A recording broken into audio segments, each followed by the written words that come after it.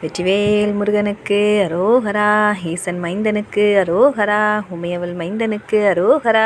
காவடி பிரியனுக்கு அரோகரா. பாலபிஷேக பிரியனுக்கு அரோகரா. திருச்செந்தூர் முருகனுக்கு அரோகரா. பாலதண்டாயுதபாணிக்கு அரோகரா. பழனியாண்ட முருகனுக்கு அரோகரா.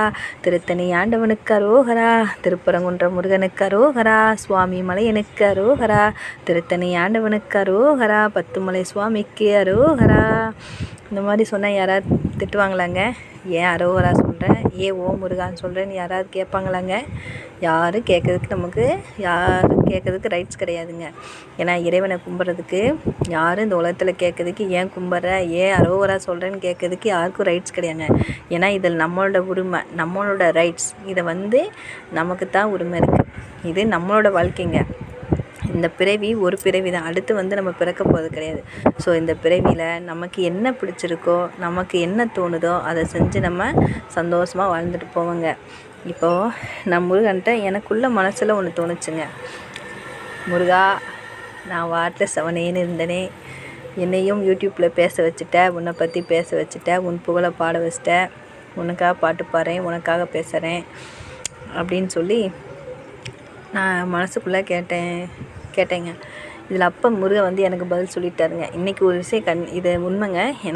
எனக்கான பதிலை முருகன் சொல்லிட்டார். என்னென்னா, இந்த உலகத்தில் அமைதியாக இருந்து சாதிக்கிறவங்களும் இருக்காங்க, நமக்கு பிடிச்ச விஷயத்தை பண்ணி அதில் சாதிக்கிறவங்களும் இருக்காங்க. ஏதோ ஒன்று பண்ணி நமக்கு பிடிச்ச விஷயத்தை ஏதோ ஒன்று பண்ணி அதில் சாதிக்கிறவங்களும் இருக்காங்க. ஸோ நமக்கு என்ன பிடிச்சிருக்கோ, நமக்கு என்ன தோணுதோ நமக்காக வாழ்வாங்க, மற்றவங்களுக்காக வாழ வேண்டாம்.